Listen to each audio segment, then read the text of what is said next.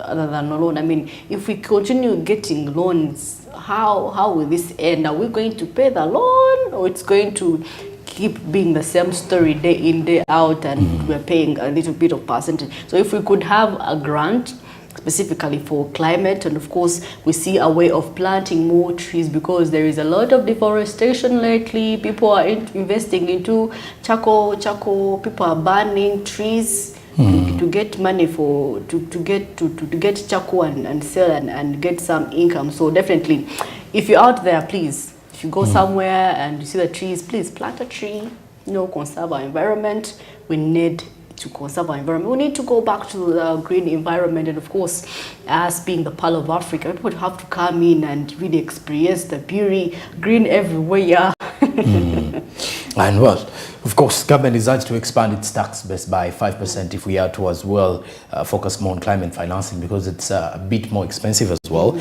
And IMF has been urged to cancel underdeveloped debts in the same run in here. Now, also there are some austerity policies that have led to cuts in public spending. But furthermore, as we have our eyes set on climate financing, what you need to know and what should be done to ensure that we take this as serious as it should be. So making it impossible to invest in feminist just transition. So Uganda is in the same boat like any other countries that are the most vulnerable countries. So an analysis of the vicious debt cycle shows that external debts force countries to raise foreign currency quickly in order to invest in extractive industries and then exploit fossil fuels and other natural resources, and also support industrial agriculture, which is disastrous and accelerates the climate crisis. So more impacts from the climate crisis, and countries take out higher interest loans to recover from disasters. So the Ministry of Finance promises that they will negotiate. But I think history has proven otherwise, that in this country we have failed to negotiate our loans to better terms. And no wonder we are in this situation that we are in today. And this comes back to the young people and women that are affected when we cut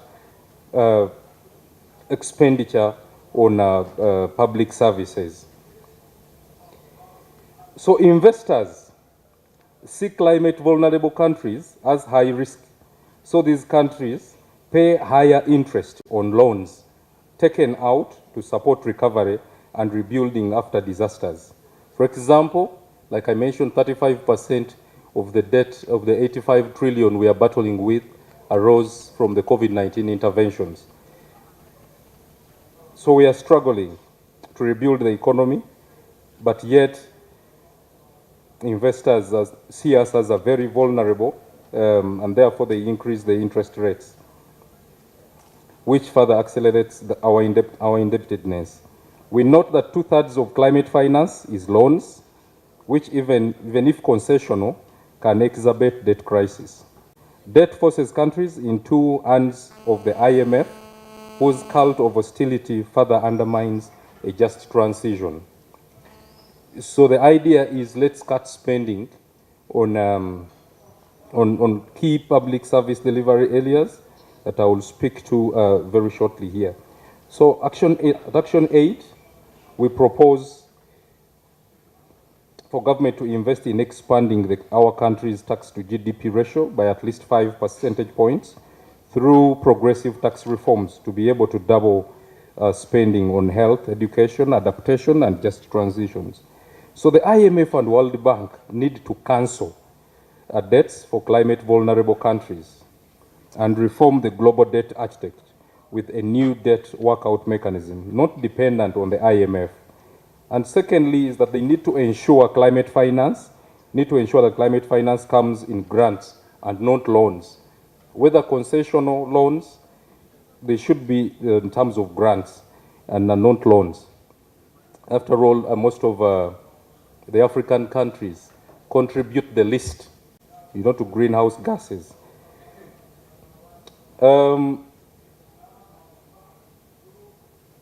that these grants need to remain under the more representative UN rather than handing power over the climate financing to the IMF and the World Bank.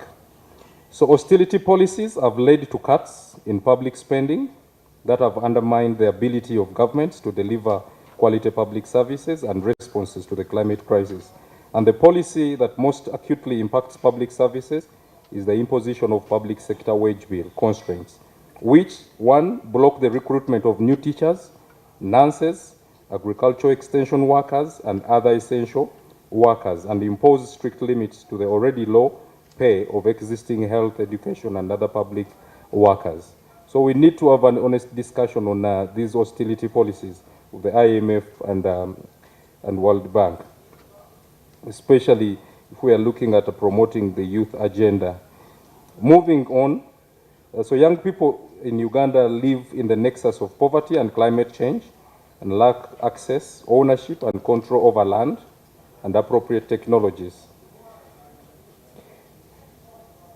And youth-friendly financial services to enable them to increase their livelihood opportunities and adapt and build resilience to climate change shocks. So in northern Uganda, where Action Aid operates, faces significant challenges over reducing increased poverty, and young people are severely affected by poverty despite Uganda's impressive economic development in the last decade, as per the National Household Survey of 1920. That indicates that 52% of households in northern Uganda are in subsistence economy despite a decrease in poverty. Despite a decrease in poverty in West Nile sub-region, northern Uganda experiences a significant increase in poverty rates in its sub-regions, with Acholi sub-region emerging as the poorest in the country, with a poverty rate of 67.68%.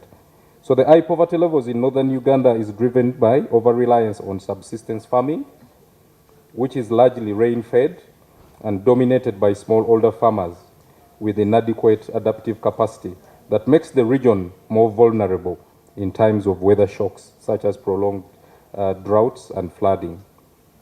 It is our recommendation, therefore, that government allocates 20% of the commercial and production services budget every financial year to enhance the adaptive capacity and resilience of small, older, young farmers, these are women, in the districts of northern Uganda to effectively take advantage of emerging opportunities in agribusiness to create wealth and jobs.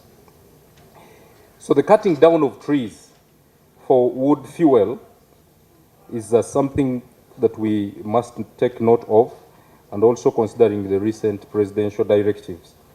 So we note that in northern Uganda, over 90% of household energy is derived from firewood and charcoal, mostly used for cooking because many households are unable to afford sources of energy to use, such as gas or any other energy-saving cook stoves. This, therefore, has significantly accelerated deforestation in the region. So we applaud the government of Uganda, through the president, for coming out to emphasize the ban on charcoal burning. We hope that this can be enforced. So we therefore recommend that our government devotes adequate funding to skilling young people and women, and finance green enterprises to champion the promotion of clean energy and energy-efficient wood fuel utilization technologies. Two is to strengthen local governments to engage traditional leaders and local communities in forest concession management and forest-based business development. And for government to invest in alternative energy sources and agroecology. So Action Aid, we have established two agroecological centers, which have been utilized by women and young people, and these are contributing quite a lot to reducing the climate change risks and conserving the environment. So we also note the weak regulatory oversight and enforcement of existing laws, marred by corruption as well as poor policy implementation that continues to affect young people. So this continues to leave good policies on paper and not translated into actions, limiting the attainment of envisaged outcomes of enhancing climate adaptation and environment conservation, hence worsening the vulnerability of most climate-impacted communities in northern Uganda, made up of young people and women. We urge government of Uganda to allocate adequate funding as well as ensuring accountability to improve effectiveness of government institutions such as the National Environment Management Authority, NEMA, NFA, National Forestry Authority, the local governments to enforce the National Environment Act and other climate change policies. As I conclude, I want to note that climate change affects mostly the young people and women. These are the ones that are involved in subsistence agriculture, like I've mentioned. They're the ones that are largely unemployed. So they have to strive to find a balance between a livelihood and economic prosperity. So government needs to invest in agroecology as an alternative income stream and climate change mitigation measure by young people and women in the medium to long term. And therefore, we need to invest in research in agroecology for us to try to create a justifiable discussion or advocacy for agroecology. And I conclude by emphasizing that the IMF needs to cancel debts for climate vulnerable countries and to ensure that climate finance comes in form of grants.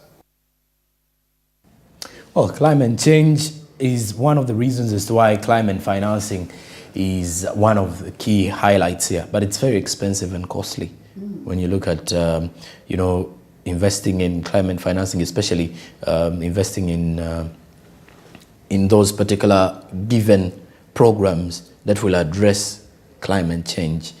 And at times it needs money, efforts, and quite a number of mindset change itself. And of course, the fact that we are shifting from subsistence farming to we are advocating for commercial farming. Yes.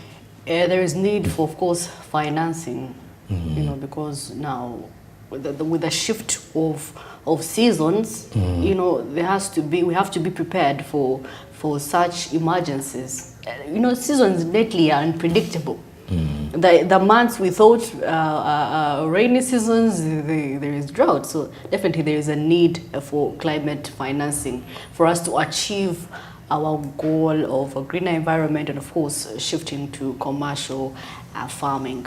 Well, and of course, also government has been urged to finance youth startups, youth programs, because, well, young people as well need these finances to keep their businesses, to keep their agricultural projects, to keep their various innovations going. And it's, well, it is something that they should really focus more on doing.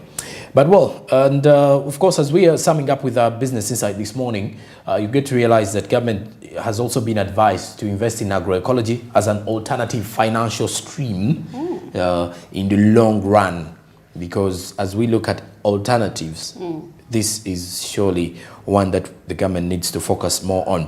But furthermore, as we go on to give you the details and the breakdown of what is happening, let's go on ground with Andrew Barije, who is currently in Namugongo, that is Nachianja, around the Anglican side of the Martyrs' Day preparations, because this particular week is one where different pilgrims are actually heading to Namugongo. Then also various projects, investments are being done to ensure that the 3rd of June, Martyrs' Day, is fruitfully celebrated. Andrew Barije. Thank you very much, Jerome and Masi. Yes, very good morning once again. And today, actually, right now, I'm standing here at the Namugongo Anglican site. Of course, take a look at the preparations for the Martyrs' Day. You know, quite lots of them. Of course, as we were coming throughout, you know, on this very road from Chaliwajala connecting all the way here, of course, we saw the Catholics, you know, doing the setups, quite so many organizations. And of course, so many business personnel are positioning themselves to make sure that they can really, you know, benefit from such a day due to the large numbers that come out from there. Now, where I'm standing here, it's one of the projects actually which the president funded. As you can see, the works that are taking place here and it's some sort of an arena down here, and there is some good work that is happening, as you can really take a look. So we anticipate that in the days to come, all this place shall be filled with lots of pilgrims, of course, that will be coming all the way from the different countries, you know, coming in to celebrate the Uganda Martyrs Day. But of course, we also get to understand that such a day is quite a very instrumental when it comes to tourism, you know, because some of the pilgrims that come from this country, from those different countries, when they come here, they find quite so many aspects that are quite very adventurous and quite very amazing. And at the end of the day, they call other people to come and take a look at an adventure, something which is quite very okay. So that is quite very key when it comes to tourism attraction. Well, coming to the president, actually this year's Martyrs Day, the president pledged 2 billion Ugandan shillings as an assistance. As we all know that the Ginger Diocese is behind these Martyrs Day. They are the organizers, and well, it's going to be quite very amazing and quite lots of prospects that are coming in through. Of course, there is quite lots of congestion. I mean, traffic jam, quite so many vehicles. So if you're a resident of Namgongo and you really probably you wake up every day and you head to town, well, you need to really up your game. You need to really leave so early if you to really reach in the required time that you ought to reach. Otherwise, you might be delayed a little bit due to this condition. And of course, this is going to keep on till Saturday, and probably even proceed up to around Sunday, or deadline being Monday, when people will be actually traveling back. The pilgrims will be traveling back to their respective places. But of course, those are quite lots of aspects that we are going to be looking into, because before I get into the break, just to return, I'll be joined by a reverend, and we have a further discussion on how the church is actually using the Martyrs Day as a way, as an avenue to encourage business enterprises amongst the country, and how poverty can actually be fought. And also we get to realize the tourism potential. How much more can we make it more attractive to attract more pilgrims? Because when we have more pilgrims, that means we shall be having more money that is spent during the day, and the more chances that these people will be attracted to stay in our country, Uganda, and check out the different tourism attraction aspects there. Quite a more of those discussions coming up just after the break.